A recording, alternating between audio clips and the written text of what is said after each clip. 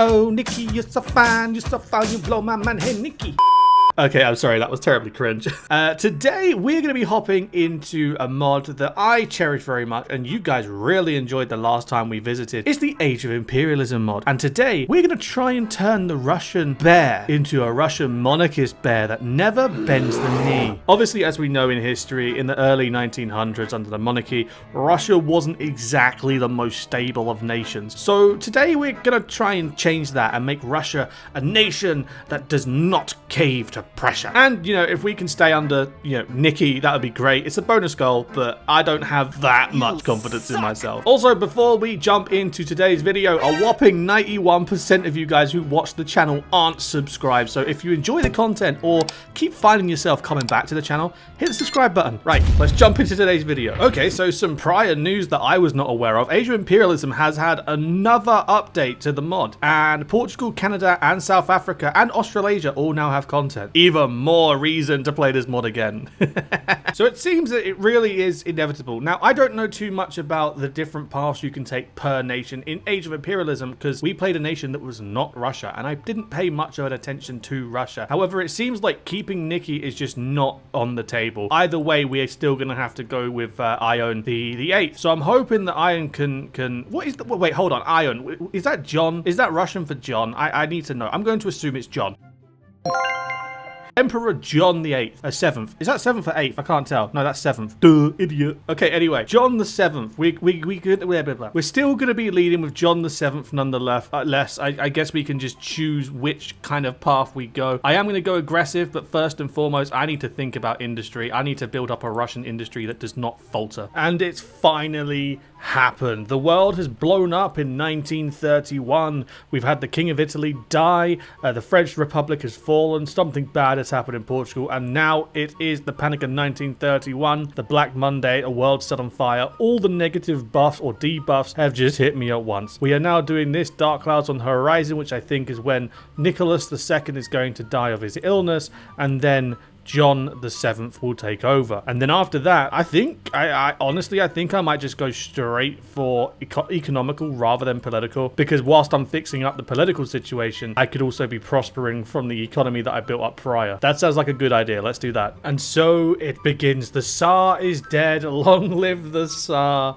Reparoni Tsaroni. Oh, Nicky, you're not so fine anymore, are you, buddy? Also, side note, Poland learned that we lost the leader, lost Nicky, and now they're in the talks of leaving. You know what? That's fine. You know what, Poland? You can leave. Do your thing. Good boy. Well done, Andrei Romanov. And just like that, Russia has been blessed with yet another Tsar. This time it is Tsar John the 7th. I will continue calling him John. I'm pretty sure that is the translation, John. Yeah, I'll take it. So, going down this focus tree, I find myself with a decision to make. Ball in Vitebsk. Good old John has made a choice to move down the economical path. However, depending on what we choose, it'll be very economical or not economical enough. We can either go with Struve, a long-time advocate of reforms, which was elected. Konovalov,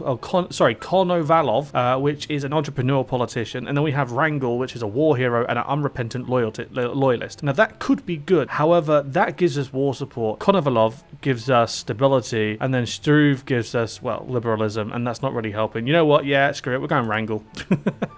Oh, look, we got the old Russian flag back. That's pretty cool. You know, it wouldn't be Russia if there wasn't a purge. The Great Purge has begun. Formulating an indictment follows, and we now have noble anarchy removed, but the Great Purge added. We get minus consumer goods, minus 35, stability, minus 20, construction speed, minus 15. Oh no. And we get an event, anti-Tsarist conspirators. Ugh, don't like it. Right, well, we've only got, what, 4 focuses, and then we're free of the Purge, so hold your breath and we'll be fine. And it finally comes to an end. The Purge has finished. All our negative debuffs have disappeared. Time to put away the Mo's and the gun, and now my focuses are open and I can start working on some things. First of all, I know I said I was going to go economy, but I think I'm going to go for this. I think I'm going to go for the Great Russian Army Reform because I am trying to push and help out the Qing take over China with my volunteers. And once this finishes, I'm going to do the same for Portugal against Spain if they can survive long enough. So fingers crossed. I think that's what I'm going to push for. I'm going to go military, then economy. Probably a dumb idea, but I like dumb ideas. Okie dokie. So success number 1 has been achieved, and that is to get rid of the Empire of China and boost the Qing Empire. Now I need my recruits to do the exact same thing for the Republic of China. Where is their capital? Guangzhou! It's in Guangzhou! Oh, that's so far, and I guarantee the other one's going to be up here in Chongqing. Oh, fam, that is so long. Don't like it. So, a little bit of good news, a little bit of bad news. The good news is we are starting a border war with Romania. Bad news is Germany is trying to push into Poland. Bad news is Romania also fascist, which could attract the Danube right. Also bad news, I couldn't save Portugal quick enough from the Spanish. But also good news, we're succeeding with the Qing against the Chinese, which also have the support of the Americans and the Italians. And they've got significantly more American support than I can. I can only give 7. Why can the Americans give like 30? I don't understand. Huh?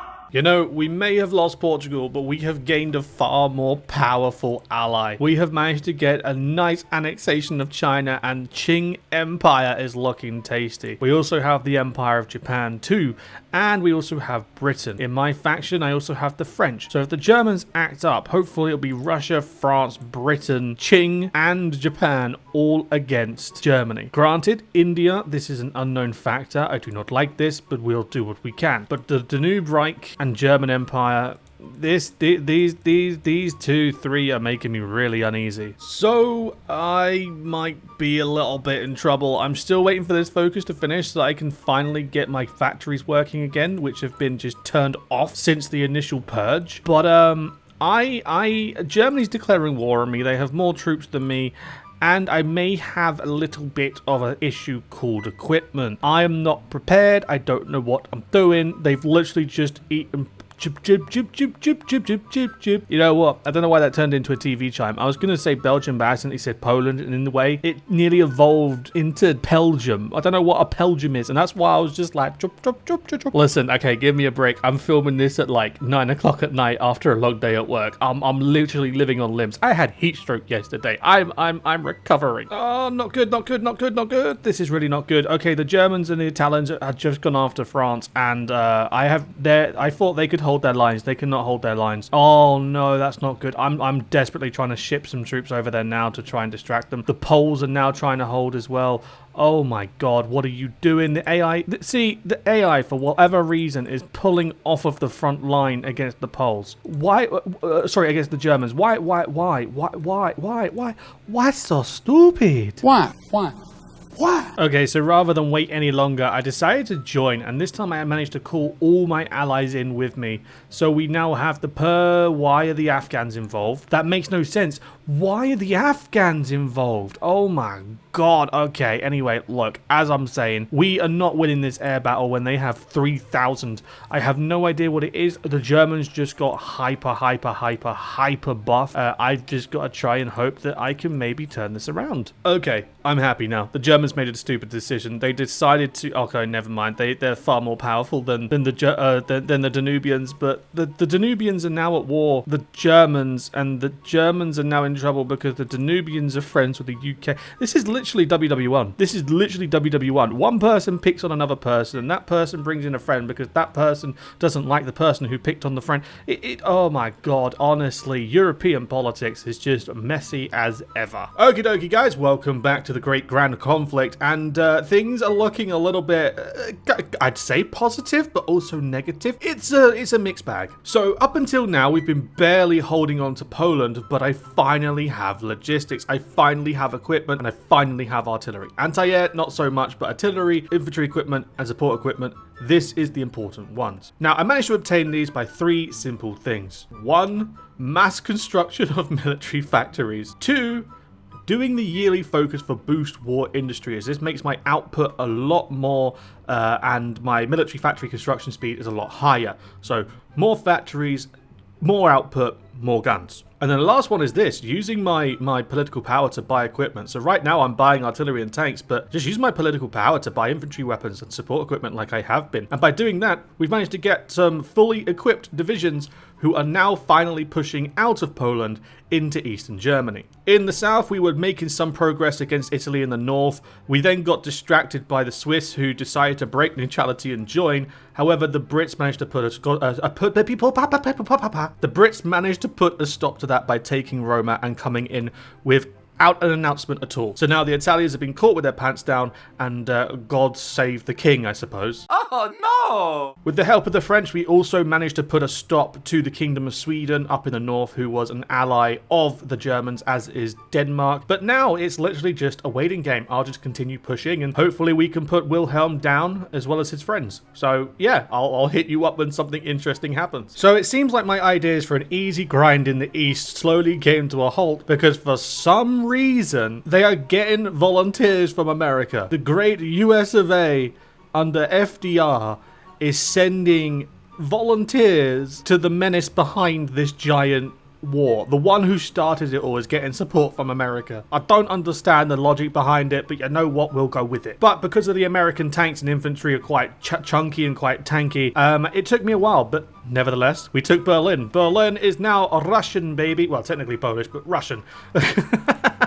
So I'm just going to keep on pushing. I've got my troops coming in from the north now, and coming in from the west as well. Everything's slowly coming to. It's just a grind fest. So finally, after a long time, we've managed to whittle them down to this. Little old Germany is on the verge of collapsing, as too is Switzerland. I just need to take Sankt Gallen, and they should be finished. Germany are literally on the verge of going. They just need 1% more.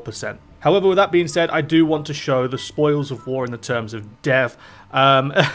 Yeah, we bled. We bled the second most. Up until finishing Germany, we were the biggest bleeder in this war. It seems to be a trend for Russians in global warfare to be big bleeders. But we've stayed true to that. The Polish and the French are close behind us, and then Yugos are very far off after them.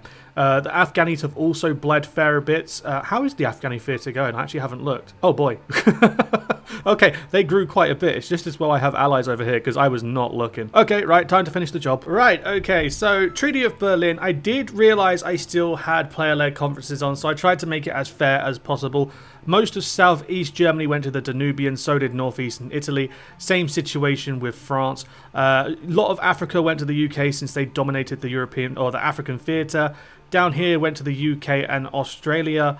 This went to Japan. Same with the German parts of China as well. I puppeted the Argentinians because they were left, and I figured it'd be funny and quite memey. So there's now Russian Argentina. Yes, there's Russian Argentinians now. Again, France is doing well. These guys did well. I took all of Sweden for myself, and I took this part of Germany for myself. We have a Russian Germany over here, led by Erich von Ludendorff, and I also have Russian, where is it? Russian Netherlands and Russian, here we go, Russian Belgium and Russian Luxembourg. I don't know why, it felt quite memey to do so. And with that, I've also completed my focus tree as well, apart from obviously going down the lines over here of, you know, constitutional monarchy, traitors play with blood, and as well as Air Force and Navy focuses. Other than that, I've pretty much done everything, so I feel like this is a fun part to end off today's video. I feel like this is a success. Although we didn't conquer all of Europe, we managed to put down the aggressive German Shepherd of Europe and secure a somewhat temporary peace. So long live King John VII. I will happily take this as a win. You guys let me know in the comment section down below. Does this consider as a win, or should I have gone for like a nice European conquest? Again, let me know in the comment section down below. Thank you so much for watching. If you have enjoyed, don't forget to of course click the like button and subscribe, share with friends to grow for the channel, all that fun stuff. And I'll see you in the next video I do. Till then, all the best and have a good one. Ta-da!